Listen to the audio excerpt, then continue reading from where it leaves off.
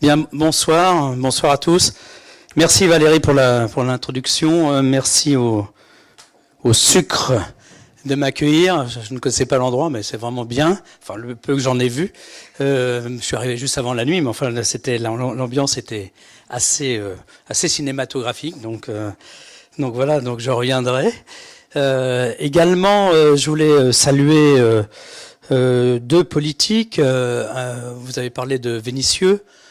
Sans André Gérin, je n'aurais jamais reconstruit en France. C'est donc comme quoi les maires communistes ont quelques valeurs bien accrochées. Et donc il m'a invité effectivement après une dizaine d'années de voyages et de périples en dehors de la France à faire un concours d'architecture pour la médiathèque de Vénissieux. Donc voilà, donc je ne cesserai de saluer son audace et de le remercier pour m'avoir réintroduit dans le système des concours après un certain temps d'exclusion, disons les choses quand même par leur nom. Ensuite, évidemment, un salut par rapport à la politique et de Gérard Collomb, que j'ai rencontré plusieurs fois, mais en particulier au moment de la Biennale de Venise, où effectivement le positionnement de Lyon avec celui de Jean-Marc Ayrault à Nantes, pour moi, étaient les deux métropoles très très engagées et très vivaces, si je puis dire, du point de vue du développement et de la considération que l'ensemble des métropolitains de ces métropoles portaient à leur territoire. Donc il y a là des prolongements que j'aimerais poursuivre à Lyon. On va en parler un petit peu ce soir, même si l'objet n'est pas un objet spécifiquement lyonnais, mais par politesse, élégance et puis par affection tout simplement. Je vais commencer par montrer deux images qui sont des images très très génériques, si je puis dire, du projet que l'on appelle Tout Lyon, qui est le projet lorsqu'on sortira donc de la gare sur la place Béraudier, revu et corrigé par François de Coster et l'AUC et Jamel Clouche. C'est le bâtiment que vous verrez sur la gauche. Voilà, donc normalement on devrait pas le rater. Donc c'est un projet qui est un projet important, important de par son positionnement. Moi, je considère que Lyon est certainement un des spots européens les plus importants en termes de développement, avec la transformation aussi des régions en France, avec la position géographique, avec évidemment ces connexions avec le réseau ferré national et international. Il y a là un enjeu qui est un enjeu métropolitain de première dimension et de première qualité. Ça fait partie des grandes villes européennes et il y a donc la matière à s'interroger en termes d'architecture, d'urbanisme et aussi de dimension, si je puis dire, afin que les métropoles soient des villes dans lesquelles on puisse vivre heureux. Donc cette problématique, elle touche non seulement les bâtiments. Donc vous voyez, on n'a pas fait grand-chose pour l'instant sur tout Lyon. On a mis un peu de couleur, voilà, on a fait un volume, 170 mètres de haut, il y a quelques milliers de mètres carrés. Il y a un positionnement qui est assez bien réglé du point de vue, si je puis dire, de l'emprise au sol, mais on ne peut pas dire que le projet a vraiment commencé. Toujours est-il que ça se met en route. Ça se met en route parce qu'il y a effectivement tout un ensemble d'acteurs qui sont importants. La ville, je l'ai évoqué tout à l'heure, au travers de la métropole et donc du Grand Lyon. Évidemment, la SNCF avec les infrastructures, mais aussi un certain nombre de grands bâtiments et tout un travail de requalification, je dirais même de révélation de ce quartier, qui est un quartier extrêmement intéressant avec des objets architecturaux, pour moi, d'une grande importance et d'une très grande qualité. Entre autres la bibliothèque, le bâtiment du Grand Lyon, etc. Il y a là et même d'autres objets comme certaines barres qui sont tout à fait remarquables et qui méritent d'être protégés, sauvegardés et c'est un peu, je dirais, d'une certaine façon, c'est pour ça que j'employais le terme de révéler, d'une certaine façon de remettre un petit peu dans le regard de nos concitoyens comme étant des travaux, des œuvres qui ont marqué la fin du XXe siècle, tout au moins la deuxième partie du XXe siècle. Donc donc tous ces bâtiments sont très très intéressants, ceux qui existent et ceux qui vont être construits. La question une question très, pour le coup, métropolitaine, qui intéresse les métropoles du monde entier, c'est la question de la relation de ces bâtiments avec le territoire, mais pas d'un point de vue simplement de la cartographie, mais surtout du point de vue de l'ancrage, de l'inscription de ces bâtiments dans leur géographie, dans leur lieu, dans leur contexte, et donc la question des racines. Et donc le propos que je vais développer ce soir, c'est effectivement l'enracinement et la tentative de petit à petit de mettre en place une réflexion pour définir un ensemble systémique en ce qui concerne le sous-sol. Le sous-sol est un lieu de ressources, c'est un lieu qui, comme ce grand arbre qui nous a servi de référence pour la tour que vous allez voir que l'on a réalisée au Japon, le sous-sol est un lieu dans lequel il y a beaucoup d'interventions qui sont des interventions strictement autistes. C'est-à-dire que chacun fait son trou. Alors il y en a un qui fait un parking, l'autre qui fait un tuyau pour passer un métro, l'autre fait par exemple un égout, etc. Donc tout le monde fait ça, chacun son travail très très bien, si ce n'est qu'il n'y a aucune relation, aucune interaction entre ces différents travaux. Et donc il n'y a pas de notion à proprement parler de système. Et c'est assez troublant parce que les investissements qui sont réalisés pour les infrastructures sont des investissements extrêmement importants.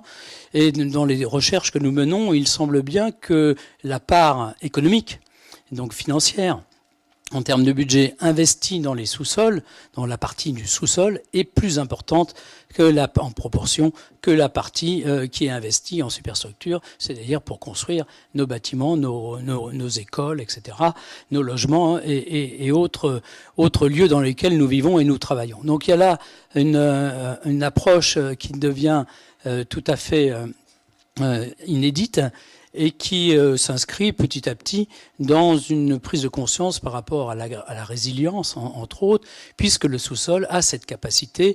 C'est peut-être un peu moins intéressant pour nous en France par rapport aux tremblements de terre et autres drames liés au climat, mais effectivement, la terre tremble moins, ou tout au moins, elle détruit moins les bâtiments qui sont incrustés dans le sol que ceux qui sont en superstructure. Donc il y a cette notion de résilience qui va être évidemment comment dirais-je, en vedette à la fin de l'année avec la conférence sur le climat à Paris, et à partir de laquelle un certain nombre de travaux, de réflexions vont soit être énoncés, soit évidemment vont en découler suite à cette réunion internationale.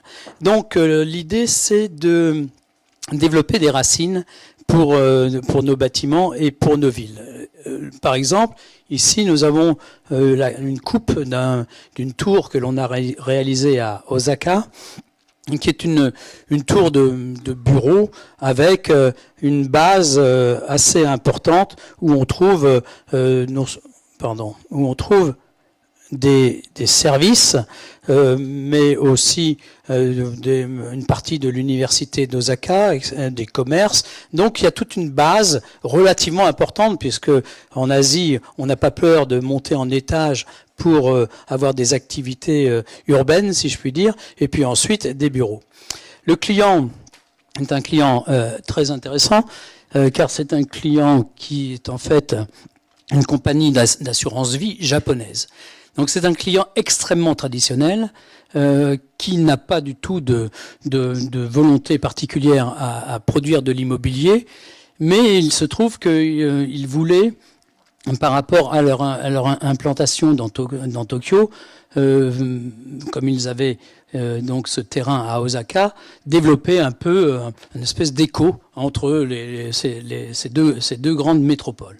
Et donc, leur volonté, c'était non seulement de réaliser un projet immobilier, mais avec une rentabilité, mais aussi de marquer ce projet immobilier par des prises de position d'ordre, je dirais, eux considèrent que c'est une forme de philanthropie ou d'actes, je dirais, humanitaires d'une certaine façon dans leur esprit. Ils plantent beaucoup d'arbres sur l'archipel japonais. Il y a donc une prédisposition de ce client à s'intéresser aux autres. Et dans ce cadre-là, ils ont donc accepté cette idée de mettre en œuvre des espaces qui sont des espaces qui font partie de l'architecture générale de la tour, mais qui sont donnés d'une certaine façon au fonctionnement urbain du quartier. Et donc nous avons imaginé donc cette partie un peu comme cette image d'iceberg, c'est un peu moins important, mais qui serait un lieu en pied de tour et qui, de par ce mouvement un peu de cet épaississement, et on renvoie de façon un peu métaphorique au tronc de ce séquoia que l'on voyait tout à l'heure, avec une écorce extrêmement marquée en pied de tronc, et plus on monte et plus l'écorce devient lisse, plus l'arbre prend de l'altitude. Donc on a là tout un travail architectonique qui excède d'une certaine façon le strict volume de la tour elle-même et qui va donner non seulement une relation particulière entre la tour et l'espace public, mais aussi qui va créer un atrium qui n'est pas un atrium, si je puis dire, à l'américaine, mais qui est un atrium qui, dans le sens où c'est pas l'atrium de la tour, c'est pas l'atrium dans lequel on va entrer pour accéder aux ascenseurs pour aller vers les étages de bureaux, c'est un atrium qui va au contraire se mettre en couverture d'un système de galeries souterraines. En effet, à Osaka, ça c'est le relief qui est créé par les jeux de façade. C'est j'en dis puisque l'image est visible, j'en dis un mot. En fait, c'est un mur rideau très simple. La seule chose que nous ayons fait, c'est de faire bouger certains panneaux les uns par rapport aux autres et de créer autour de ce léger déplacement. On parle de reliefs de 20 cm, de 30 cm, donc c'est des reliefs relativement peu importants qui créent des effets en termes, je dirais, de texture très très très impressionnants. Donc, avec peu de mouvements et peu de moyens, puisque ce sont des choses qui sont relativement économiques, on arrive à créer justement ces effets de surface de façon, je dirais, cohérente aussi par rapport aux contraintes sismiques, antisismiques plus exactement, qui sont évidemment liées à ce type de bâtiment au Japon en particulier. Donc voilà un peu l'évasement, si je puis dire, en pied de tour, qui est un évasement, comme je l'évoquais, comme on le voyait sur la coupe, de ce volume d'un atrium qui va créer un lieu que les Japonais appellent rendez-vous en français, et qui va permettre d'introduire la lumière naturelle dans le sol et donc mettre en scène une espèce de place intérieure qui est constituée par le carrefour de plusieurs galeries souterraines. En effet, on a à Osaka un réseau important de galeries souterraines qui relient les transports, en particulier la gare avec les grandes tours qui se trouvent autour et qui permettent de circuler lorsqu'il fait froid en particulier, mais à tout moment dans ce réseau souterrain. C'est un réseau souterrain complètement habité par le commerce, les restaurants. C'est pas du tout un réseau souterrain comme nos métros où ce sont des couloirs. Il y a là des galeries habitées, vivantes, avec des milliers de personnes qui circulent dans toutes les directions. Et donc, le propos, c'était d'aller dans le sol et que ce sol soit aussi un territoire de ressources, j'y reviendrai plusieurs fois ce soir, un territoire de ressources pour faire vivre, si je puis dire, l'ensemble des fonctions qui se trouvent non seulement dans cet épiderme, dans cette épaisseur du sol, mais aussi dans les premiers étages de la tour.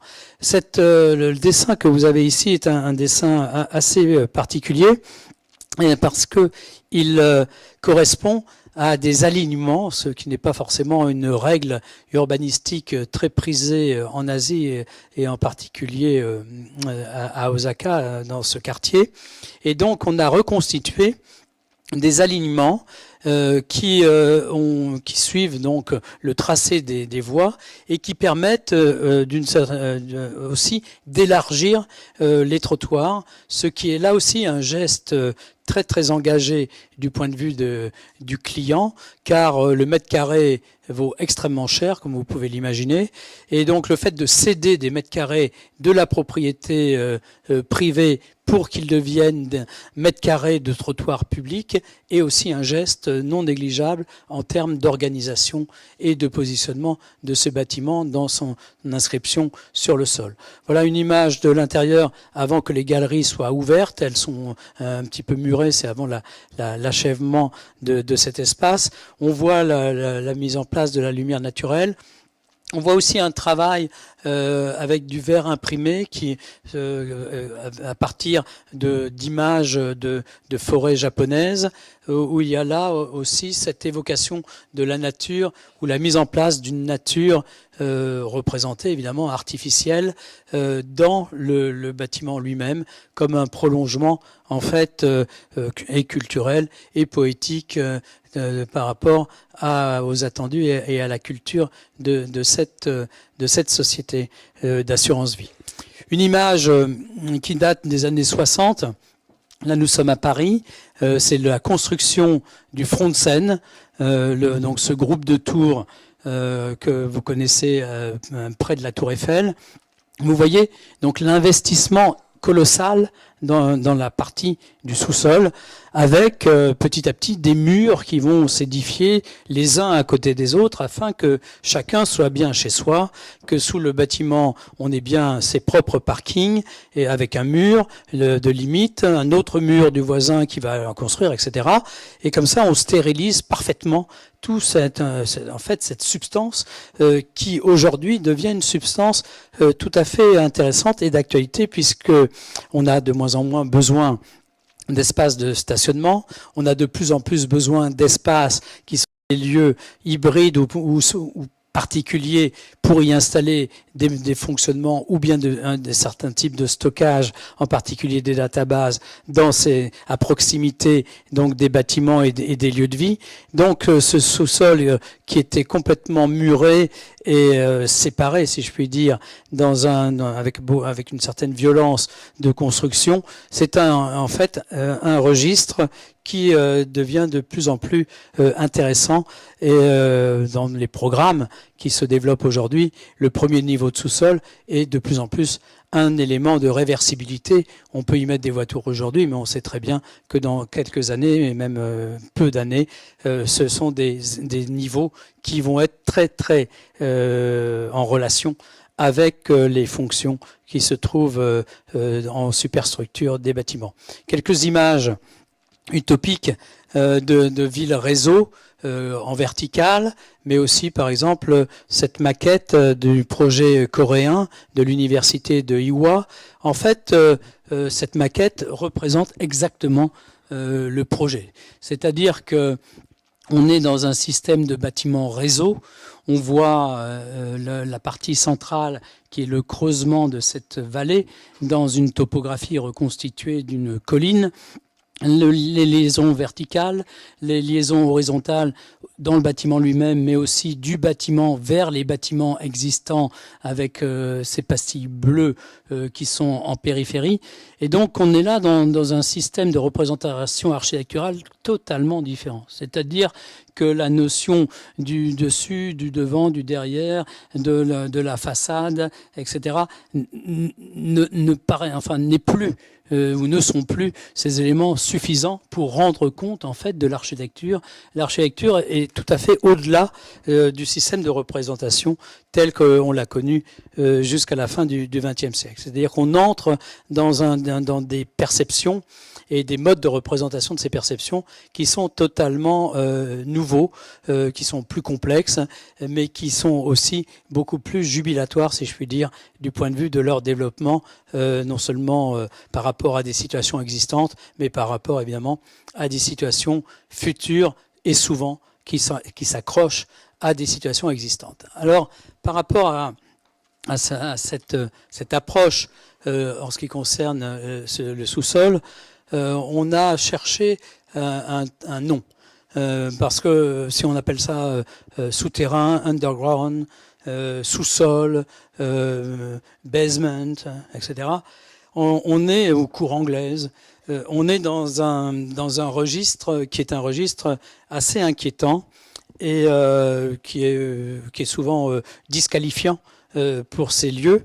Alors que la démonstration que l'on commence à faire et qui se met de plus en plus en place, c'est une démonstration que ces lieux ne sont pas du tout des lieux d'exclusion, et c'est pas des lieux qui sont séparés de la partie aérienne, mais ce sont des lieux qui fonctionnent justement bien en relation organique, physique, avec justement entre superstructure et infrastructure. Donc on appelait notre travail groundscape, un peu à l'image de landscape, c'est-à-dire le paysage du sol. C'est donc un dispositif qui va considérer le sol comme un matériau. C'est pas en fait un travail tout à fait innocent par rapport à l'ensemble des projets que j'ai pu réaliser, pas seulement construit, parce qu'on en construit beaucoup moins évidemment qu'on en pense et qu'on en dessine.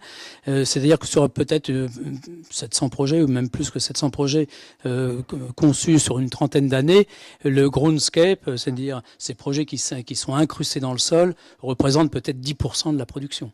Donc c'est relativement peu. Par contre, dans ces 10%, beaucoup ont été construits et souvent des grands projets très manifestes, si je puis dire, de ce type d'inscription. Toujours est-il qu'ils sont nés d'une critique assez violente sur la question du mur et la question de la séparation et de l'autorité de l'architecture en termes de séparation. C'est-à-dire que les murs, on en a besoin pour nous protéger, mais dans le même temps qu'ils nous protègent, ils nous séparent. Et donc cette espèce d'absence de dialectique est quelque chose qui renvoie l'architecture à son académisme et à une culture, je dirais, classique d'une certaine façon, qui aujourd'hui n'est plus opératoire par rapport aux besoins et aux réponses qu'on attend de l'architecture d'une façon générale. Donc cette séparation liée au mur, à la verticale, donc, est une séparation que l'on retrouve avec le sol. Et donc l'idée est de poursuivre cette critique de la séparation avec justement la notion de sol comme étant un matériau, c'est-à-dire un élément sur lequel ou à partir duquel on va pouvoir travailler avec, on voit ici un certain nombre d'images où il y a vraiment des architectures, si vous voulez, qui peuvent se développer dans le sol, des références artistiques. Celle-ci est absolument célèbre et pour moi très très importante, le travail de Michael Hauser sur justement la perception et la perception du plein, de la présence, du vide, etc. Et qui entraîne d'une certaine façon en écho le travail qui a été fait ici en Corée, donc pour la création de ce que l'on appelle le Campus Center de l'université féminine d'Iwa. Iwa, ça veut dire en coréen fleur de poirier. Cette université, vous en avez ici une partie du campus. Il y a 25 000 étudiantes. Le campus est très important. Il se développe, ça c'est, je dirais, la partie basse du campus. Il monte sur une petite montagne. À Séoul, il y a beaucoup de collines, de petites montagnes dans la ville. Et les quartiers montent sur les flancs de ces collines et laissent en général la partie haute en végétation et en forêt, disons, naturelle. Voilà la situation donc de ce campus avec historiquement un petit pont que vous avez là. C'est le pont historique qui passe sur la voie ferrée et qui connectait le campus à la ville. La légende veut que lorsque les étudiantes passaient sur ce pont et qu'elles étaient prises dans un panache de fumée, à ce moment-là, évidemment, ça allait porter chance, paraît-il,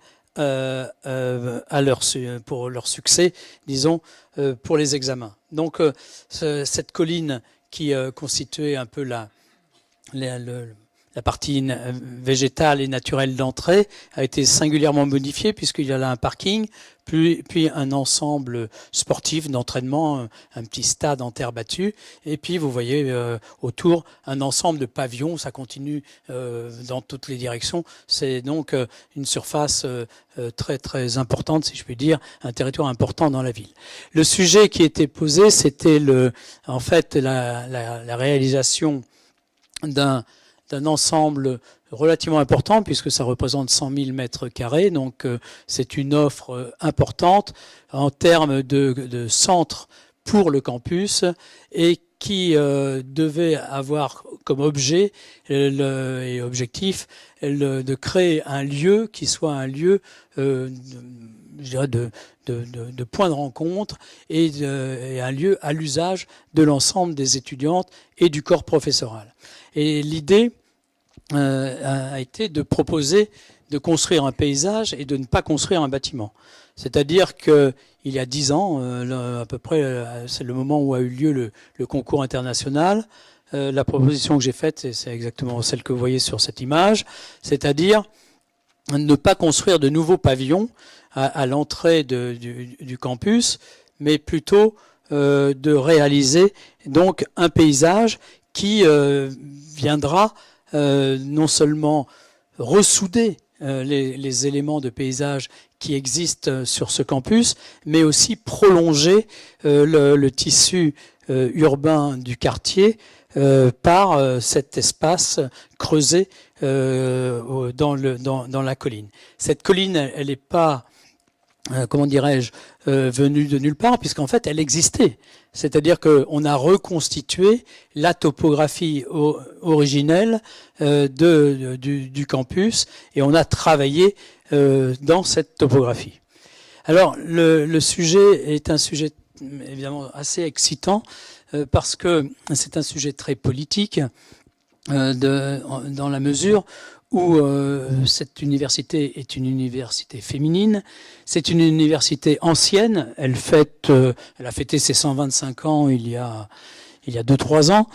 Et donc, qui a été créée par une missionnaire américaine qui s'était mis dans la tête d'éduquer les concubines de l'empereur.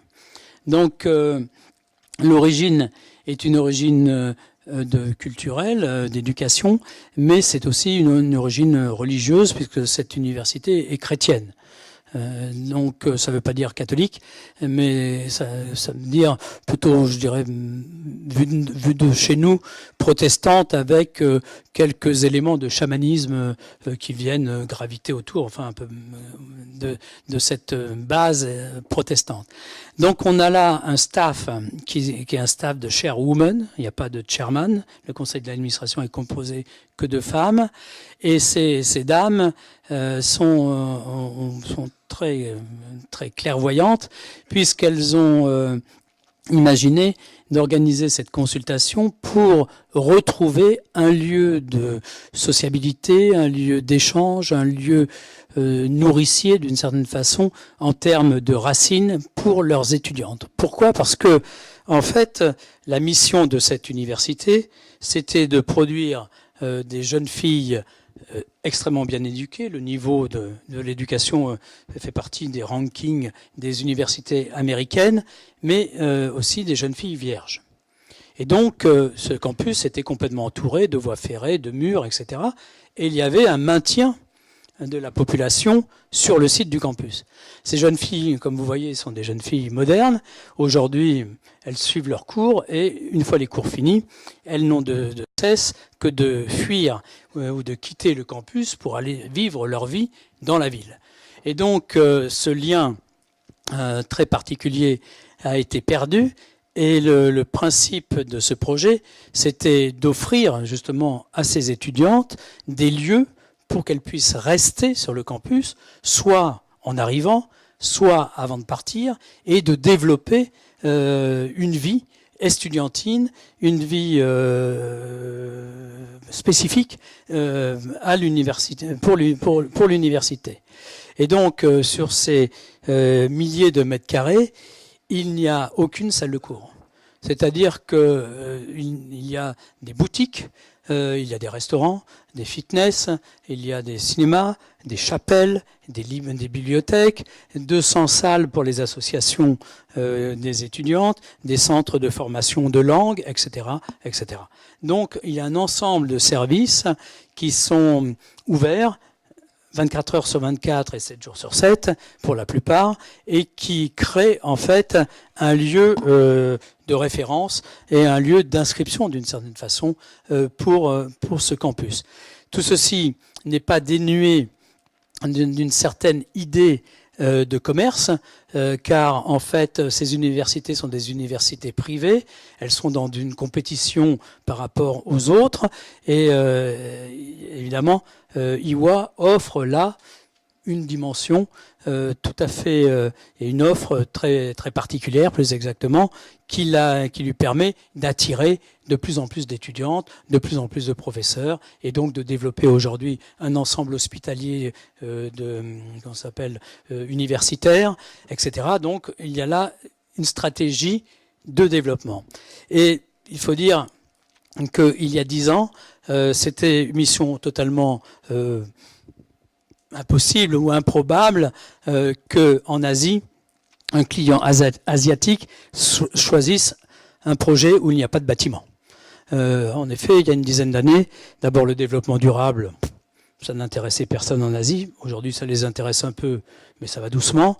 Et aussi, ce qui les intéressait, c'était d'avoir un bâtiment le plus gros, le plus grand, le plus brillant. Voilà, comme sur l'étagère, on prend l'objet qui est le plus attractif. Et c'était le type de commande, si je puis dire, qui était prisé en Asie. Le fait que et c'est parce que c'est effectivement une commande d'une université. Le fait que soit choisi un projet qui ne mette pas en scène l'architecture, mais plutôt qui fait un travail de révélation, de reconstruction d'un site géographique originel, il y a là déjà un dispositif, tout au moins une attente, une volonté du client très particulière. Aujourd'hui, ce bâtiment est un bâtiment de référence en Asie, de par ses capacités et ses performances du point de vue du développement durable, puisque lorsque dans les prévisions initiales, il avait été envisagé plus de 2,5 millions de dollars de coûts d'énergie annuels. Le bâtiment en consomme à peine 800 000, donc on est 4 fois moins énergivore, si je puis dire, que les prévisions d'un bâtiment en superstructure. Mais aussi, on a des qualités par rapport au typhon. On récupère l'eau qui dévale des collines, par rapport au tremblement de terre également. Donc, il y a là tout un dispositif qui est un dispositif qui a été étudié avec des ingénieurs allemands et qui, aujourd'hui, a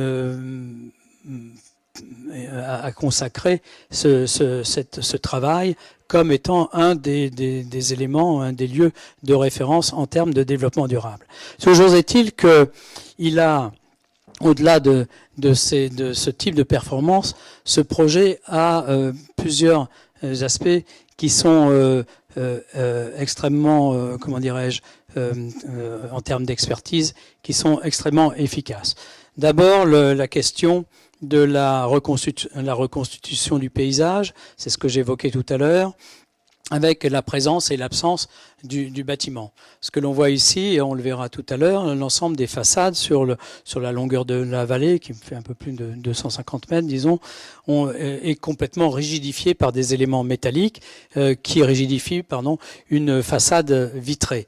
Donc on a l'entrée de la lumière, ce qui est un thème aussi de la présentation de ce soir, pour éclairer ces espaces qui se trouvent sous le sol. Également, cette organisation prend acte du tracé des promenades, des allées du parc autour et vient se connecter et les prolonger de part et d'autre de cette vallée. Ce que vous voyez ici, c'est le résultat d'une longue discussion avec l'université qui a duré 2 ans à peu près, et qui voulait absolument que soit dessiné un jardin à la française, comme ils avaient choisi un architecte français, ils voulaient absolument que ce soit un jardin à la française, alors que nous, notre position était de travailler avec les jardiniers de l'université pour reconstituer un jardin qui soit en écho, si je puis dire, au campus tel qu'il est aujourd'hui. Et petit à petit, même si, vous voyez, tout ça est quand même très taillé, travaillé, mais ça, c'est tout à fait dans l'esprit de la culture en Corée, au Japon, entre autres. On est dans une définition d'un paysage qui est un paysage qui ne fait pas abstraction si je puis dire, de son environnement. Voilà la vision de nuit. Où l'éclairage vient de l'intérieur du bâtiment, de ses coursives, on verra tout à l'heure un peu la profondeur, si je puis dire, ou l'épaisseur du bâtiment. Et donc on a une transformation presque liquide de la façade par rapport à la journée où le travail est beaucoup plus structuré, presque comme une roche taillée. Ce qui permet, ce que permet cet espace, c'est effectivement une notion d'espace public qui n'est pas une notion très développée en Asie. Avec Osaka tout à l'heure, c'était la même stratégie, mettre en place des lieux publics qui soient des lieux d'échange entre les différents modes d'usage et modes de vie dans les quartiers. Ici, par exemple, un festival de cinéma, des concerts. Il y a donc des événements que la vallée accueille de plus en plus. Également des rencontres avec d'autres universités, car il y a un grand creusé dans le sol, comme on l'a vu tout à l'heure rapidement dans la coupe, un grand théâtre qui permet d'organiser des congrès et des conférences. Donc c'est un lieu qui vit en permanence avec l'université elle-même, mais surtout avec la ville autour, et qui donne une extériorité au campus et lui-même. Avec, voilà, ça c'est une coupe où les petits éléments bleus, ce sont la façon de récupérer l'eau, de la stocker, de la redistribuer. On est tout à fait dans la philosophie allemande qui, effectivement, depuis des années, cultive toutes ces stratégies avec des dispositifs qui sont des dispositifs extrêmement simples que nous connaissons nous-mêmes, comme les puits canadiens que vous avez ici sur le côté. Le sol, c'est plutôt du rocher, et ça représente quand même à peu près 800 000 mètres cubes, cet ensemble. Donc il a fallu creuser beaucoup dans le rocher. C'est pas facile, mais par contre, ça a l'avantage d'être stable. C'est-à-dire qu'on a, en termes de stabilité des terres par rapport au bâtiment lui-même, on a bien sûr des dispositifs, mais qui sont relativement faciles à mettre en œuvre. Et donc, on construit cette espèce de caisse, si vous voulez, en béton. Et qui est distante d'un mètre, un peu plus d'un mètre, de la paroi rocheuse. Et on va utiliser sur toute la longueur, c'est-à-dire 250 mètres d'un côté, 250 mètres de l'autre côté, cet espace comme un puits canadien. Et donc, lorsqu'il fait moins 15 en fin janvier à Séoul, eh bien, le froid va se réchauffer naturellement au contact de la roche, qui est sensiblement à 12 degrés, qu'il fasse chaud et qu'il fasse froid. Et puis, arrivé en bas, on va lui donner un petit coup de réchauffement pour le pulser dans les différentes salles et de façon à avoir de l'air à température. L'été, c'est exactement l'inverse. On est plutôt à 30 jusqu'à même 40 degrés, avec donc un refroidissement naturel de l'air et un léger coup de froid pour lui donner la bonne température afin que l'ensemble soit rafraîchi. Donc il y a là un ensemble qui est extrêmement simple, dont il n'y a pas beaucoup d'entretien et qui fonctionne naturellement, si je puis dire, au gré des saisons. Et donc vous voyez que le trou est pas négligeable, et c'est un petit peu l'architecture, encore une fois, à l'envers, puisque plus on construit, moins on voit le projet, quoi. Alors que d'habitude, plus on construit, plus le projet apparaît. Et donc, c'est effectivement il y a un travail un petit peu didactique avec le client et son entourage, de façon à ce que cette disparition, si je puis dire, du projet soit parfaitement comprise et assumée. Et puis ensuite, parce que là, on va recouvrir l'ensemble de polystyrène ou d'isolant, mais sur des épaisseurs non négligeables, de 2 à 3 mètres par certains endroits, et ensuite une couche de terre, 1 mètre à 1 mètre 50, qui va venir couvrir l'ensemble. Donc on a pourquoi on met du polystyrène en telle épaisseur? C'est pour que le poids de la terre soit entre guillemets possible, donc relativement faible, afin que les structures en dessous soient raisonnables. Et en plus, évidemment, ça nous crée un bouclier thermique de première qualité et donc une inertie très très importante en ce qui concerne évidemment le projet. Donc des références artistique toujours et de prise de possession de surface, comme on l'a vu tout à l'heure, ou de lieux ici avec Richard Long, et une évocation avec le projet de Berlin, qui est un projet pour moi très très important, parce que c'est le projet que je gagne en 93, donc la bibliothèque s'achève en 95, et on démarre ce projet de Berlin en parallèle, si je puis dire, de l'achèvement du projet de la bibliothèque, avec un dispositif pratiquement inverse, puisque dans la bibliothèque, la nature est au cœur du système. Ici, la nature entoure les halls de sport, et donc l'architecture est au cœur plutôt de cette prairie très berlinoise, vous voyez, qu'on laisse pousser, on tombe 2 fois par an, on fauche, parce qu'on ne tombe plus avec des hauteurs pareilles, et puis on a planté presque 500 pommiers qui vont plus ou moins bien, qui viennent de France pour certains, d'Allemagne pour d'autres. Toujours est-il, l'idée c'est d'offrir à cet endroit un verger au milieu duquel seront construits les 2 grands halls, le rond et le rectangle. Le rond, c'est le vélodrome. Le rectangle, c'est la piscine. Vous voyez, avec un énoncé comme ça, vous êtes architecte, vous avez fait le job, c'est bon.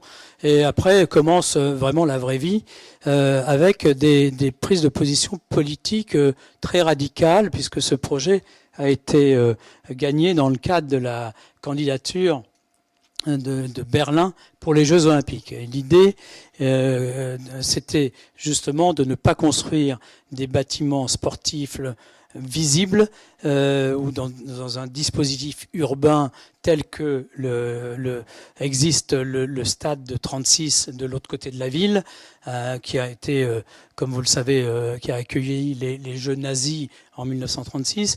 Là, le dispositif est exactement inverse, c'est d'offrir un lieu public, cet espace vert, ce jardin, ce verger, en relation directe avec les voies ferrées. On a refait la gare, etc. Enfin, il y a tout un travail de connexion entre les transports en commun et les bâtiments eux-mêmes, et une disparition de ces grands volumes dans le sol, avec là aussi des dispositifs du point de vue de la durabilité importants, puisque en Allemagne, vous isolez les fondations. Ce qui en France serait une idée assez saugrenue. C'est-à-dire que là, on construit à peu près à 18 mètres de profondeur. Eh bien, toutes les fondations sont isolées. Donc, vous voyez, ça représente un investissement important. En France, évidemment, les mentalités évoluent. C'est-à-dire, en France, on chauffe quand on a besoin, on refroidit lorsqu'on a besoin. Un vélodrome qui sert aussi de salle de concert, on la préchauffe ou bien on la refroidit suivant les saisons. Mais c'est tout à fait, je dirais, lié à l'événement. Alors que dans le cadre de ce vélodrome, ils ont chauffé une fois. C'est-à-dire ils l'ont mis en température et depuis, avec les événements, ils gèrent la stabilité, si je puis dire, de l'équipement du point de vue donc au moins du chauffage. Pour la piscine, c'est tout à fait différent. Là, il y a des systèmes qui sont évidemment beaucoup plus liés au grand bassin et puis à tout un type d'ambiance. Mais c'est pour vous donner un peu les approches qui sont assez diamétralement opposées, même si aujourd'hui tout ceci converge petit à petit vers des stratégies relativement communes. Donc le projet est un projet d'union. Le mur est tombé. Nous sommes là à l'est de Berlin. Il y a des différents quartiers qui étaient relativement désunis les uns des autres. L'avenue le long de laquelle on construit s'appelait Lénine-Allée, c'est-à-dire si vous allez tout droit, vous arrivez sur Moscou. Donc le message est assez clair. Aujourd'hui, ça s'appelle Landsberger Allée, c'est assez différent. Toujours est-il que la volonté, c'est grâce à cet investissement public, c'est de créer du lien et d'offrir de l'espace public. C'est vrai, comme vous l'avez vu à sa façon pour l'université, c'est éminemment vrai, on y reviendra tout à l'heure, pour la Bibliothèque nationale, où il y a là une offre d'espace public important dans le cœur d'un quartier en devenir. Donc Berlin, c'est ce dispositif très très engagé politiquement de non-présence, ou tout au moins d'une architecture qui n'a pas cette présence ou cette prise de position en termes de visibilité, en termes de perception et également en termes d'expression par rapport à un système urbain de la reconstruction, entre autres de la reconstruction critique à Berlin. Et vous voyez là quelques coupes avec les systèmes de descente par rapport au verger en pente douce. Toujours une référence à la lumière, référence très très importante parce que ça permet de faire flotter d'une certaine façon ces toitures métalliques. Le vélodrome en particulier, voilà, vous avez l'anneau du vélodrome, c'est à peu près 5000 tonnes d'acier. Donc c'est un toit qui est de 140 mètres de diamètre, sans porteur intermédiaire évidemment, et c'est un système plutôt de grue qui tire la structure circulaire et qui lui donne cette espèce d'idée iconoclaste de l'architecte, c'est-à-dire de construire une charpente métallique sans pente, puisque le dessous est plan et le dessus est plan. Donc c'est par définition, c'est un truc qui marche pas du tout du point de vue de la statique, puisqu'il faut renvoyer les efforts vers le sol, et donc en général les efforts ils suivent la forme de la charpente, et c'est pour ça que les charpentes sont inclinées comme ça et qu'elles envoient gentiment et naturellement les efforts vers le sol. Par contre, l'effet en termes de perception est très saisissant, aussi grâce au cercle de lumière, c'est-à-dire que vous allez sous cette charpente, ou comme vous le voyez ici, il y a un effet d'apesanteur, c'est-à-dire que vous ne sentez pas du tout le poids du toit, vous avez plutôt un effet de flottement, si je puis dire, de cette charpente par rapport donc au sol et d'une certaine façon son indépendance par rapport au travail beaucoup plus incrusté du vélodrome qui a depuis longtemps abandonné son usage de vélodrome. C'est vrai pendant les 7 jours de Berlin, qui sont toujours une fête populaire très importante, mais en dehors de ça, il y a des concerts et d'autres événements, dont récemment les réfugiés qui sont arrivés à Berlin ont été installés dans le vélodrome de Landsberger Allee. La question de la lumière, on l'évoquait tout à l'heure, est une question évidemment essentielle. C'est-à-dire que ce qui est très intéressant, et c'est ce qu'on développe à l'école polytechnique avec les étudiants, c'est-à-dire que pour arriver à utiliser le souterrain comme un lieu de ressources, il faut 2 éléments essentiels. Il faut du vide et il faut de la lumière. C'est-à-dire qu'il faut pouvoir bouger, c'est vrai pour nos bâtiments aussi, et il faut de la lumière, c'est vrai pour nos bâtiments aussi. Et donc, en fait, le vide et la lumière sont les deux composantes, les 2 matériaux, les 2 éléments qui sont constitutifs de l'architecture et donc de la vie au sein de l'architecture elle-même. Donc, la lumière, c'est un travail qui se développe, je dirais, sous différents aspects, et ça nous oblige, dans le bon sens du terme, à mettre en place des mesures et des systèmes de perception qui sont pas forcément liés au calcul stricto sensu de la pénétration de la lumière dans le bâtiment. Vous avez ici les galeries qui longent la vallée de l'université, où il y a tout un travail de raidisseurs extérieurs qui sont en inox polymiroir et qui vont conduire la lumière, ou tout au moins la faire pénétrer de façon plus intense à l'intérieur du bâtiment. Également, le travail sur la lumière, c'est la réalisation de parois transparente avec ce jeu de brouillard de façon à ce qu'il y ait une forme d'intimité ou tout au moins de flou, et ceci va se développer sur plusieurs épaisseurs. Il y a la façade extérieure, la première façade de la salle, la deuxième façade de la salle, il y a un couloir, une autre façade, jusqu'à des pièces qui sont encore, je dirais, comme on dirait ici, en 2e, 3e jour, 4e jour. Et ce qui est très intéressant, c'est que les fonctions et les usages s'adaptent à ces situations. C'est-à-dire que les étudiantes investissent les parties qui sont les plus obscures, justement pour des lieux où elles peuvent faire vivre leur salle pour leurs associations. Certaines y dorment aussi. C'est-à-dire, comme il y a une vie permanente de cet ensemble, il y a effectivement des modes d'usage qui sont aussi de vivre et d'y travailler d'une certaine façon. Et donc, ces strates sont parfaitement, d'une certaine façon, gérées par leurs utilisateurs ou utilisatrices en l'occurrence, de façon à ce que cette substance soit complètement viable. Voilà, ça c'est par exemple un travail que l'on a fait pour recouvrir des éléments de contrefort avec des plaques d'aluminium.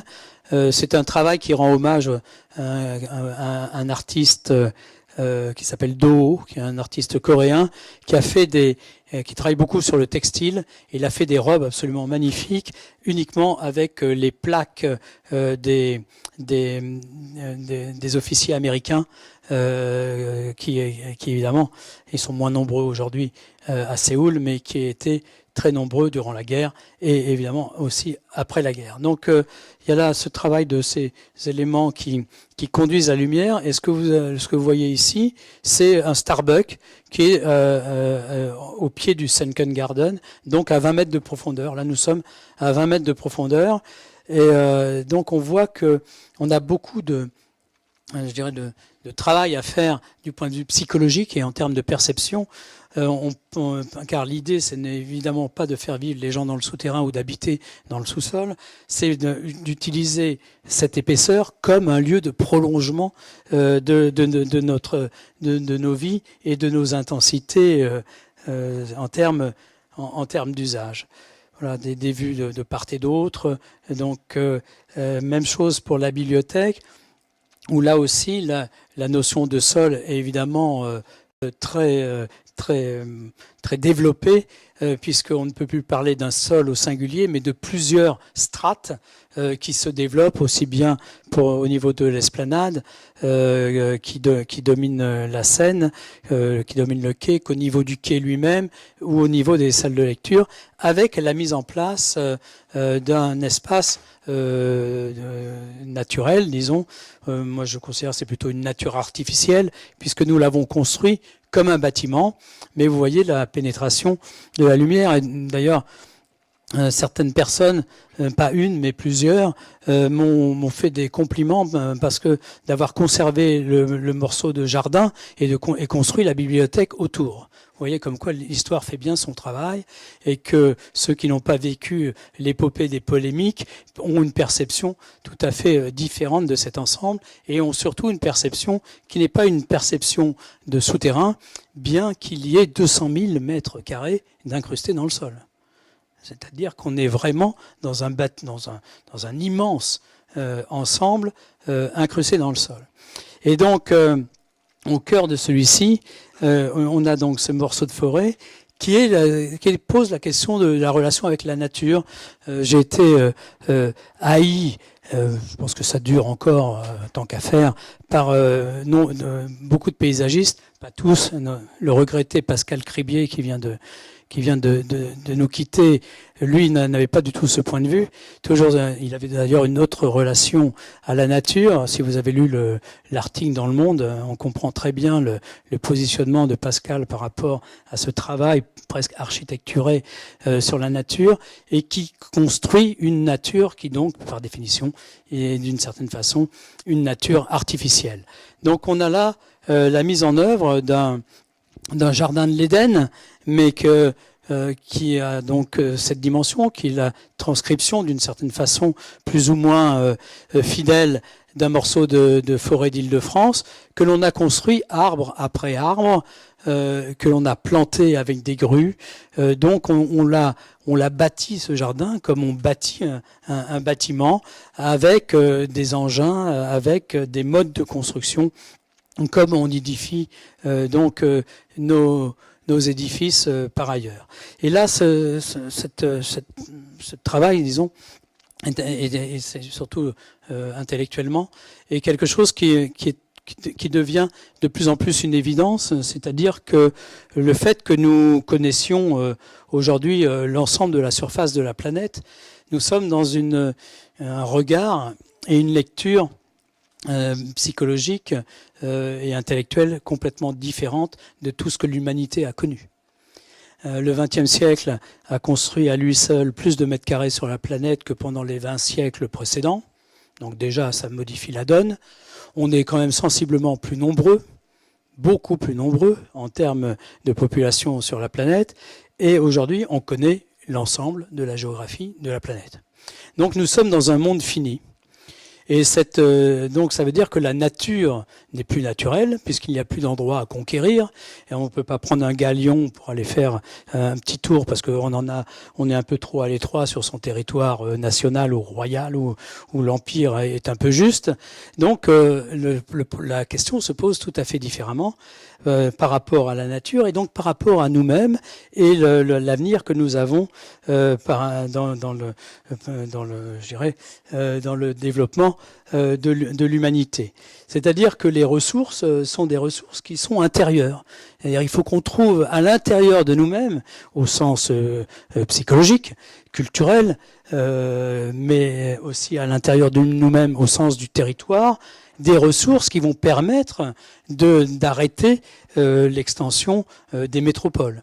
C'est un sujet qui certainement deviendra de plus en plus apparent, de plus en plus politique aussi, c'est-à-dire de définir un périmètre au-delà duquel la tache d'huile, ça arrête de se développer. Bon, évidemment, politiquement, c'est pas forcément très cool pour les politiques, parce que en général, c'est plutôt facile de dire à son copain, écoute, voilà, je t'ai trouvé un terrain un peu à l'extérieur, mais voilà, comme ça tu vas pouvoir organiser ce que tu veux. C'est plus facile de dire oui que de dire non pour un politique globalement. Donc l'extension des métropoles, c'est aussi évidemment une position et une vision politique du territoire dans lequel nous vivons, qui est un territoire qui plus s'étend, plus il est évidemment cher, plus il est difficile à gérer, plus l'exclusion évidemment se met en place, et aussi la métropole se fatigue, les grandes métropoles, c'est crevant pour tout le monde, et une métropole heureuse, c'est plutôt une métropole dans laquelle on ne se déplace pas, c'est-à-dire une métropole plutôt où les lieux sont plutôt de proximité par rapport à leurs habitants.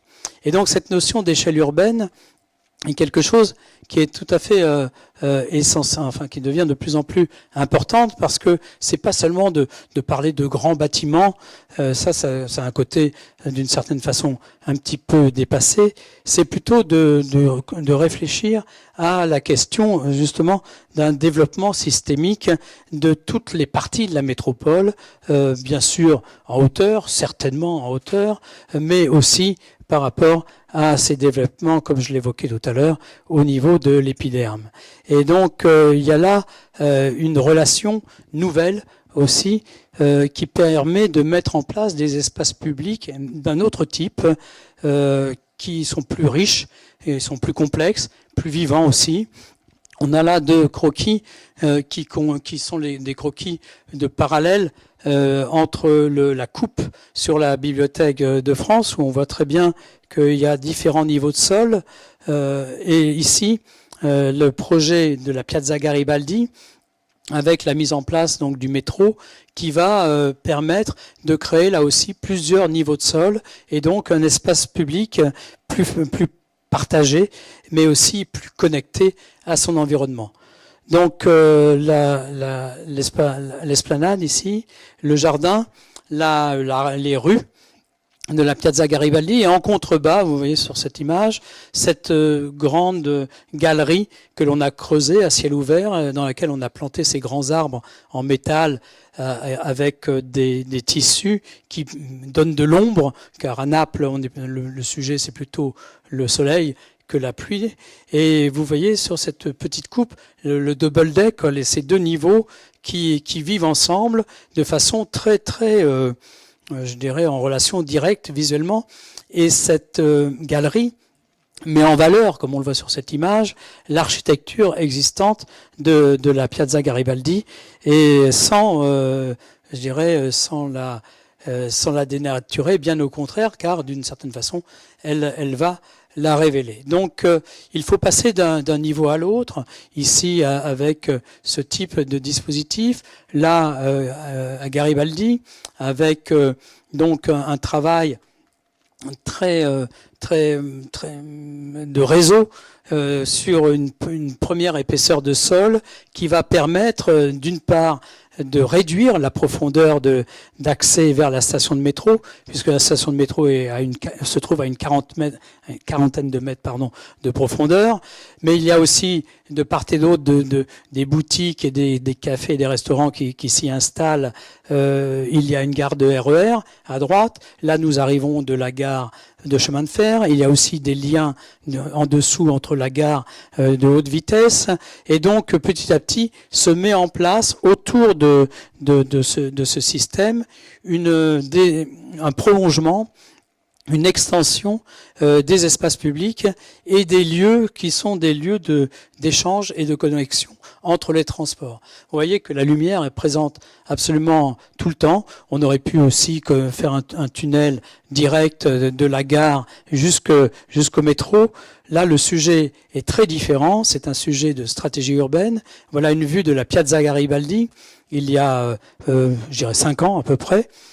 C'est une place qui se trouve, comme vous le voyez sur l'image, un peu en bordure de la ville historique. La mer se trouve ici à gauche, et donc derrière nous, enfin en bas de l'image, il y a la gare c'est Nervi, Nervi qui en est entre autres l'auteur, et donc on a un système qui amorce en fait la seule possibilité de développement de la ville de Naples, c'est-à-dire vers la plaine, puisqu'elle est bloquée par les montagnes, elle est bloquée par la mer, et donc il y a là un territoire de développement de la métropole napolitaine.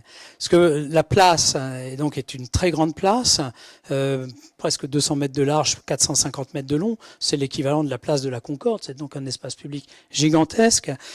Pourquoi? Parce que au XIXe siècle, la gare se trouvait au milieu de la place.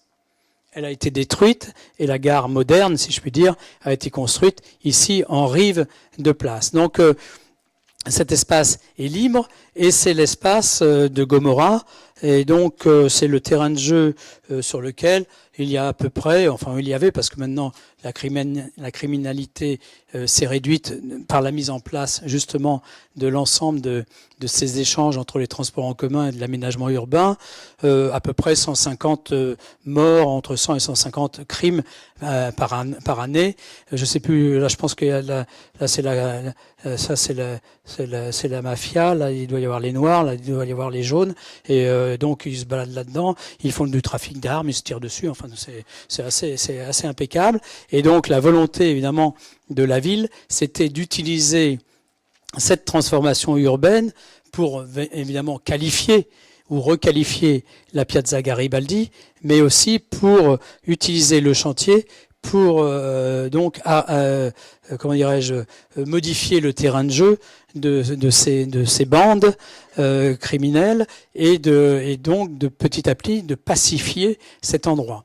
C'est en route. Aujourd'hui, ce qui est réalisé, c'est cette grande galerie avec ici l'entrée du métro, le tramway, la gare, les connexions avec le RER. Ici, on est en train de planter beaucoup plus que cela dans le projet. La réhabilitation aussi de ce petit square avec la statue de Garibaldi. Et donc, il y a là une stratégie qui est une stratégie non seulement de mise en place d'espaces, de lieux pour les transports, mais aussi une stratégie de modification et de pacification donc de ces espaces publics. Voilà, on voit le travail et la mise en place de ces arbres, entre autres, les différents accès, les vues du dessus, le prolongement donc de ce jeu d'ombre, aussi bien sur le sol, la toiture, la couverture, pour éviter qu'il ne pleuve dans le puits qui va descendre vers la gare. Voilà le puits de descente avec les systèmes donc d'escalator. Tout est en acier ou en polymiroir, et la lumière descend à 40 mètres de profondeur. Également, l'air naturel vient jusqu'au plus profond de la gare. Il y a quelques systèmes de ventilation, mais relativement peu.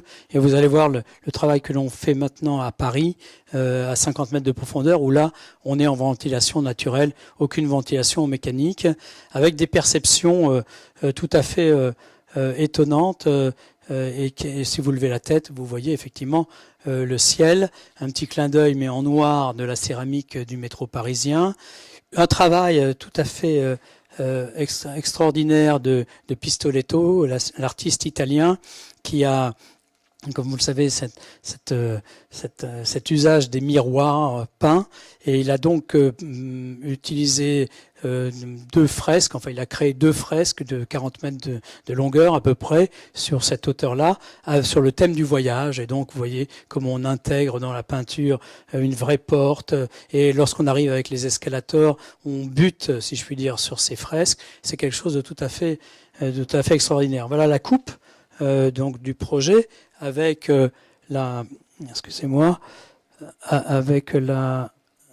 voilà les différents niveaux. Voilà le niveau de la Piazza Garibaldi, le niveau de la galerie, les descentes, l'arrivée au-dessus des quais, et donc l'ensemble du système qui est aujourd'hui en fonctionnement et qui est aujourd'hui relié à la gare de chemin de fer. Autre projet, celui-ci est en cours d'élaboration. Nous sommes au niveau du permis de construire. C'est une des gares du Grand Paris, le nouveau métro, Elle se trouve à Villejuif. C'est une gare importante parce que en fait, c'est le croisement de deux lignes de métro. Une ligne de métro qui vient du centre de Paris et une ligne de métro qui fait la nouvelle boucle extérieure de Paris. Donc il y aura en termes d'échanges 80 000 personnes par jour qui changeront de métro ici et d'autres qui évidemment viendront du quartier ou iront dans le quartier qui se trouve au pied du grand hôpital de Villejuif. Avec quelques images pour montrer que ce que l'on peut regarder comme ça, en levant la tête, ça peut aussi bien être des espaces qui sont construits au-dessus du sol que des espaces qui se trouvent dans le sol. Voilà quelques références célèbres, Ponte Tower à Johannesburg. Donc il y a là des lieux qui sont des lieux tout à fait inouïs et que l'on peut tout à fait retrouver dans une situation de groundscape, c'est-à-dire dans une configuration où la ville va se prolonger verticalement, mais dans la quatrième dimension d'une certaine façon, pour créer une cinquième façade. Voilà ce que l'on voit ici, c'est le système de couverture et d'entrée de la gare, avec l'hôpital Gustave-Roussy, qui est, si vous le voyez, il se trouve au bord de l'autoroute A6, juste en entrant sur Paris.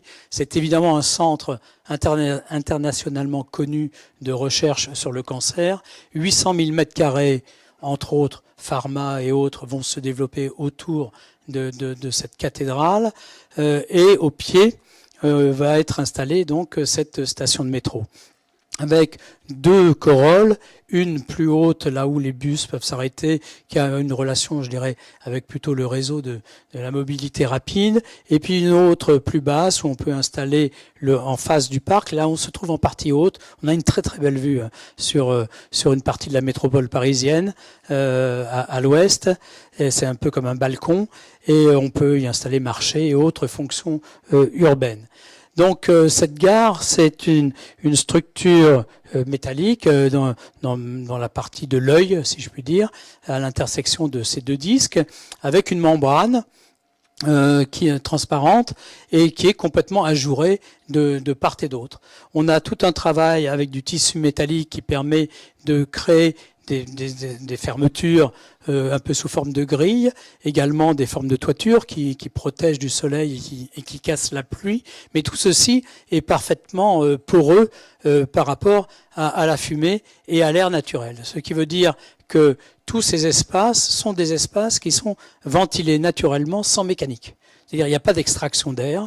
La lumière naturelle descend à 50 mètres de profondeur. C'est en fait une gare de métro de plein air, telle qu'on peut la trouver dans d'autres endroits de la métropole. L'idée, c'est évidemment de faire descendre, si je puis dire, la ville sur les 2 ou 3 premiers niveaux. Nous sommes dans des discussions qui avancent tranquillement, c'est un peu lent, mais parce que les investisseurs de tout poil n'ont qu'une idée, c'est de mettre du commerce, pensant que dans la ville, le commerce est certainement la solution à tout, alors qu'en fait, on pourrait avoir quand même une partie de l'hôpital de jour qui pourrait être ici et connecté directement avec le grand hall de l'hôpital Gustave Roussy, des services pour les étudiants. 2000 étudiants de CHU vont travailler sur ce site, d'autres services comme une petite poste, pourquoi pas, et puis des commerces, bien sûr. Et donc, si vous voulez, cette idée que l'épiderme ici soit un élément qui soit en relation avec le développement de ce nouveau quartier est quelque chose qui fait son chemin, mais qui de façon assez lente, mais on pense avoir un certain succès, car ce type de travaux, évidemment, ne se réalise pas en un jour. Ensuite, la descente directe vers les quais, et puis l'usage du génie civil comme étant un élément d'architectonique noble, c'est-à-dire qu'on ne cherche pas à habiller, on ne cherche pas à couvrir, on utilise directement, si je puis dire, le design de l'infrastructure comme étant la base architecturale de l'édifice. Ce qui a évidemment des vertus en termes de dialogue avec les ingénieurs. C'est extrêmement reposant et même enthousiasmant de part et d'autre, et aussi du point de vue économique, puisqu'il n'y a pas de dépenses particulières, si je puis dire, en termes de finition sur ces éléments qui gravitent autour des descentes. Et comme vous le voyez là, l'usage, par exemple, ici, de ces plateformes, des quais de métro qui servent en fait de grandes mezzanines sur lesquelles les gens peuvent passer comme ça d'un côté à l'autre avec toujours cette relation avec le ciel et avec la lumière. Donc la notion de réseau urbain, c'est exactement pas ce que vous voyez sur l'image, puisque sur l'image, c'est ce que nous connaissons, c'est-à-dire un ensemble pour plombier doctorants avec donc des tuyaux qui fonctionnent dans tous les sens, qui sont connectés entre eux, mais rien qu'entre eux, sans aucune réflexion ou relation par rapport à leur environnement. Même chose ici, même si l'image est évidemment beaucoup plus sympathique, quand on regarde bien, on ne parle que de transport, il n'y a aucun lieu de vie, c'est toute une espèce de superposition un peu paranoïaque des transports, les uns se connectant aux autres à tout niveau, mais il fallait en passer par là pour réaliser ce qui a été fait pendant le XXe siècle en matière de métro et autres transports en commun. Donc le skyscraper peut-être, les cités souterraines certainement. Voilà quelques images qui sont assez amusantes et qui montrent que la question du souterrain est bien vivante et depuis longtemps dans les utopies, dans les recherches, même dans les projets qui sont aujourd'hui presque incroyables, impensables, c'est-à-dire construire sous la Seine, comme l'a imaginé Paul Mémon, qui était un des architectes des Halles d'ailleurs, un des grands architectes de cette période, avec des dispositifs qui là sont des dispositifs un peu plus complexes, mais qui restent quand même inféodés à la question du transport. Et je finirai par cette image qui est un collage entre deux projets sur lesquels nous travaillons. En haut, si je puis dire, à partir du niveau du sol, la poste du Louvre, donc la grande poste de Paris, qui va être complètement restructurée, qui a été construite à la fin du 19e siècle par Julien Guadet. Donc un bâtiment tout à fait extraordinaire de point de vue de la conception, puisque la peau de pierre qui se trouve autour est une peau autostable, c'est-à-dire que toutes les modélatures que vous voyez sont vraiment des éléments de raidisseur de la façade, donc la peau a sa propre autonomie du point de vue constructif, et l'intérieur, ce ne sont que des charpentes métalliques, 100% métalliques, avec évidemment des capacités de flexibilité telle une usine d'aujourd'hui. Donc ce bâtiment qui est un îlot, là aussi c'est quelque chose de tout à fait particulier à Paris, c'est-à-dire que on n'est pas dans le parcellaire parisien où c'est une somme de constructions qui forment un îlot. Ici c'est un seul bâtiment qui est un bâtiment îlot, à peu près de la dimension des bâtiments que l'on trouve à Soho aux États-Unis, avec le même type de dispositif constructif, façade de pierre, structure métallique à l'intérieur. Et donc la perspective c'est de faire vivre 24 heures sur 24 cet îlot, avec évidemment la préservation des structures, la restitution de certaines d'entre elles même, mais aussi la protection de la poste, enfin tout au moins le guichet de poste célèbre de la poste du Louvre, également une partie de tri, mais aussi des bureaux, des logements sociaux, un petit commissariat, un hôtel sur le toit, une halte garderie, donc un ensemble complètement multifonctionnel pour eux, puisqu'on pourra traverser la poste du Louvre et donc passer d'une rue à l'autre, alors qu'aujourd'hui on en fait le tour de façon je dirais assez laborieuse, puisque le bâtiment est grand et en général les trottoirs sur ses abords sont évidemment peu fréquentés. Cette poste, elle est collée, si je puis dire, sur la gare de Villejuif que vous avez vue tout à l'heure, avec un prolongement très délibéré des fonctions dans cette partie basse de l'immeuble, et donc finalement une espèce de vision tout à fait réaliste de cette fiction qui assemble protection patrimoniale, mixité et diversité des usages, développement durable, relations directes et de proximité avec les transports en commun et de la création de foncier, car tout ceci effectivement produit de la richesse, car ce sont des mètres carrés qui n'existent pas, des mètres carrés que l'on crée en sous-sol, des mètres carrés qui sont dans des situations urbaines de première excellence, et donc des mètres carrés qui ont une valeur aussi bien pour évidemment la ville en termes de charges foncières qui va les vendre que pour le promoteur et les investisseurs qui vont développer des projets immobiliers. Donc la question du groundscape est une question qui apparaît de plus en plus au travers de ces différentes expertises comme une tendance très sérieuse d'un élément de réponse. Ça ne fait pas tout, ça ne répond pas à toutes les problématiques, mais c'est un élément de réponse extrêmement sérieux du point de vue je dirais de l'efficacité pour le développement et l'intensification des métropoles sans pour autant avoir des perceptions de densité et en particulier évidemment dans des villes patrimoniales comme celle de Paris. En effet, si on compare Londres et Paris, globalement les Anglais font tout mieux que nous. La seule différence, si je puis dire, c'est un élément qu'ils n'ont pas Paris. C'est-à-dire que quoi qu'ils fassent, Londres, du point de vue de la ville, ne sera jamais Paris. Donc si nous, et c'est ce que nous allons faire évidemment, et c'est déjà en route, nous donnons à des villes comme Paris, qui sont des trésors inégalés et inégalables, cette dimension de vie contemporaine. Vous comprenez que le futur est vraiment juste devant nous, il est même à portée de nous, juste sous nos pieds.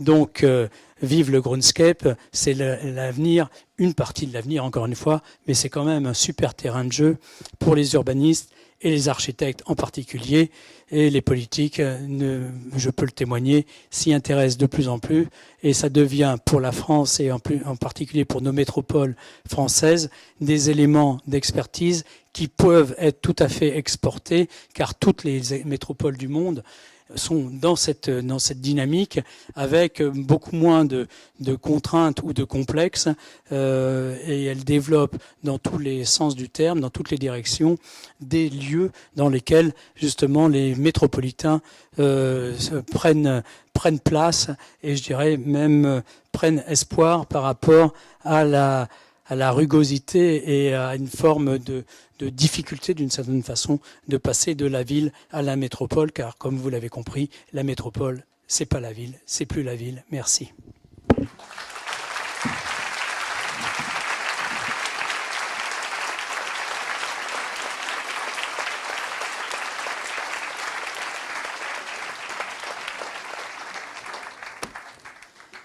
Merci infiniment Dominique Perrault d'être venu nous présenter votre travail exceptionnel. Je vous rappelle que vous avez un train dans quelques minutes, mais nous allons prendre 10 minutes pour les questions du public. Si vous voulez vous manifester pour prendre le micro. N'ayez pas peur.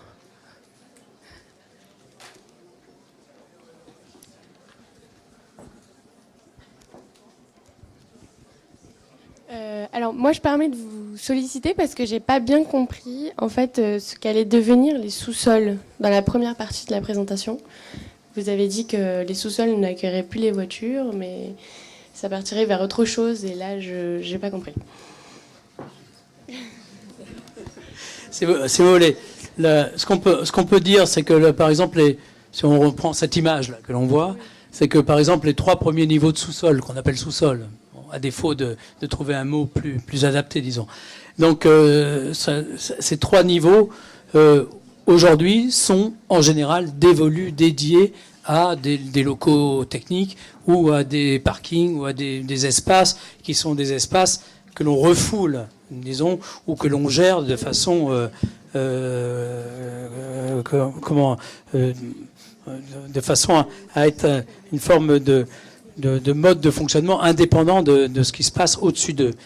ce qui est clair, c'est qu'aujourd'hui, au moins ce premier niveau qu'on évoquait tout à l'heure, ça c'est un niveau de richesse. C'est plus un niveau de parking, quoi.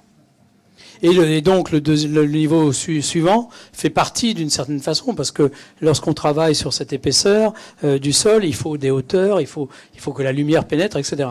Donc en fait, ce qui, il y a encore quelque temps, était dédié dans les programmes à des fonctions plutôt de stationnement, globalement, deviennent des espaces qui vont être dédiés à la vie du bâtiment lui-même. Voilà, c'est ce que j'ai dit. Et ça, c'est quelque chose qui apparaît maintenant noir sur blanc. C'est-à-dire que dans les programmes de bâtiments, cette notion de réversibilité, car aujourd'hui on a besoin d'utiliser encore ces espaces pour du stockage de voitures, ces lieux vont très rapidement muter vers d'autres usages voilà, donc ça montre que c'est en route, quoi, si vous voulez, que cette espèce de relation avec nos infrastructures est une relation qui est en transformation. Merci.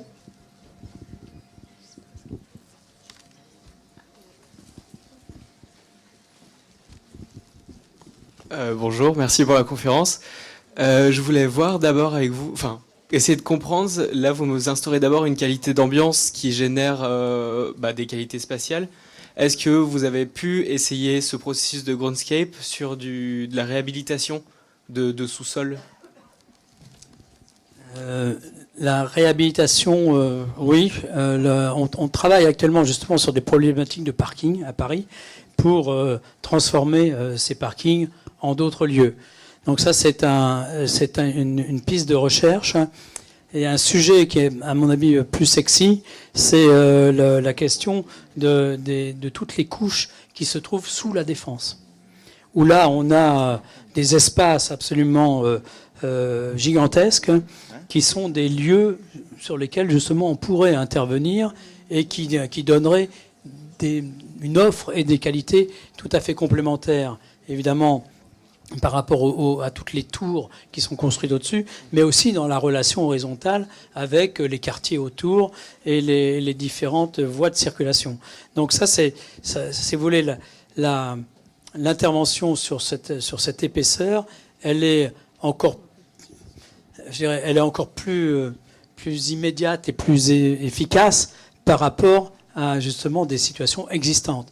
On travaille sur plusieurs projets à Paris où on est presque dans des situations d'iceberg, où on a 7 niveaux au-dessus et 7 niveaux ou 8 niveaux de parking en dessous, dont on n'a plus besoin. On a besoin peut-être de 3, mais il y en a 5 de vides. Donc ça, c'est vraiment des sujets qui sont effectivement liés à de nouveaux usages et à des situations urbaines tout à fait intéressantes, quoi, de réhabilitation par définition. De toute façon, un mot sur la réhabilitation. Je cite des chiffres, ils sont pas super exacts, mais c'est pour vous donner un ordre de grandeur. On a dû construire à peu près 50 millions de mètres carrés pendant la deuxième partie du XXe siècle en Île-de-France, l'ordre de grandeur. Sur les 50 millions, il y en a, disons, 30 millions qui sont obsolescents.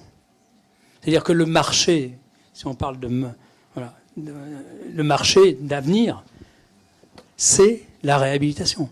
C'est la restructuration, la remise en route ou toutes les procédures de réactualisation de ce que l'on a construit dans les années 70 à peu près. Donc, si vous voulez, la réhabilitation c'est plus quelque chose de cosmétique. C'est quelque chose on restructure. On remet en route des ensembles, on leur redonne un mode de fonctionnement et aussi un mode d'échange, surtout par rapport à leur environnement et leur quartier.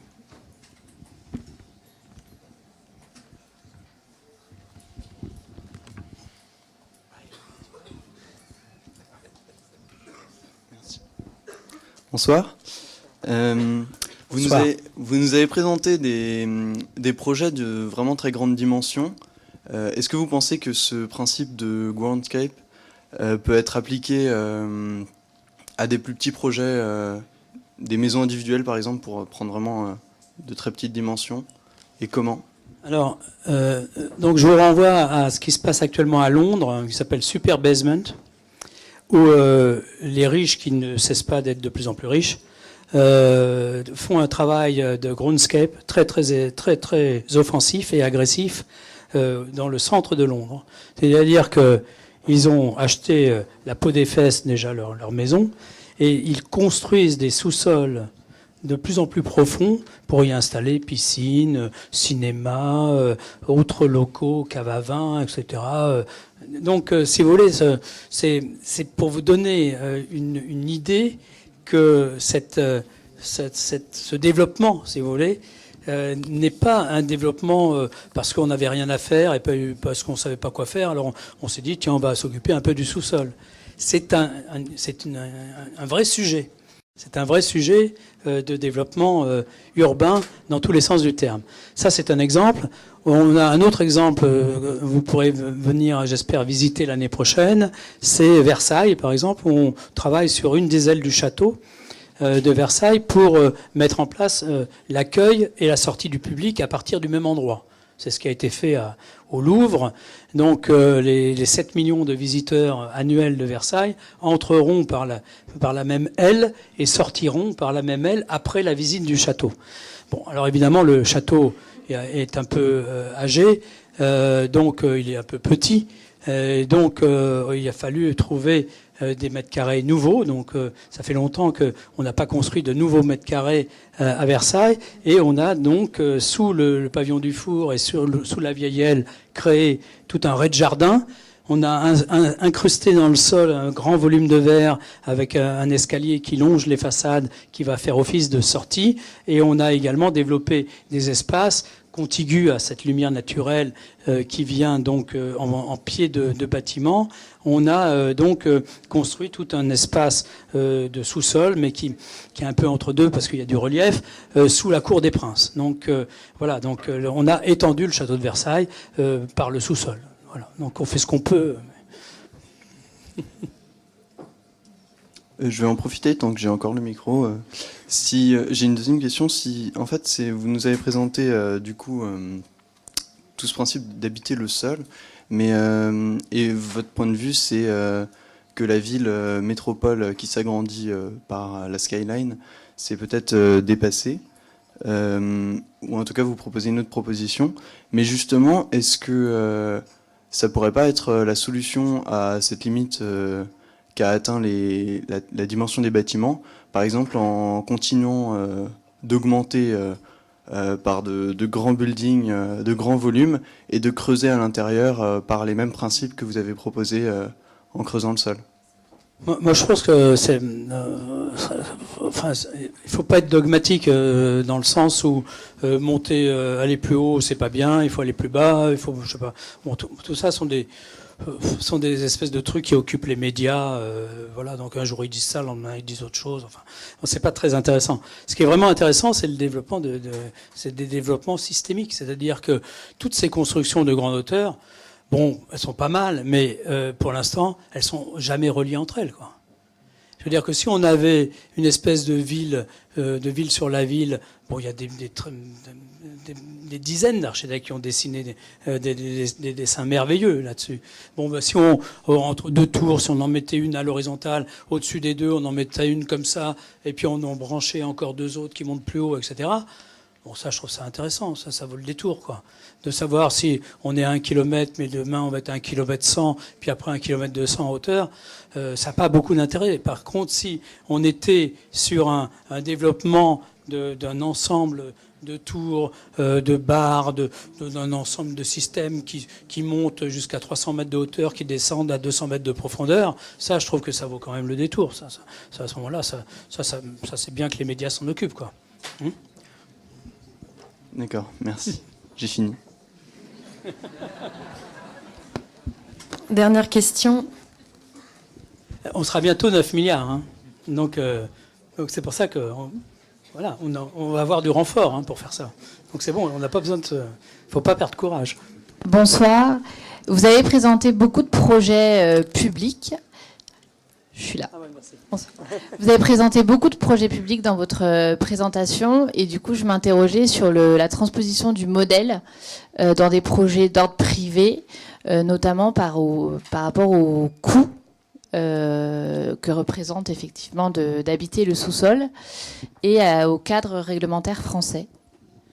Alors, ils sont pas tous publics, hein, parce que par exemple, la Poste du Louvre, c'est maintenant ça s'appelle Postimo, donc ils ont un fonctionnement de real estate, disons, de promoteurs ou d'immobilier, donc ils sont sortis d'une certaine logique.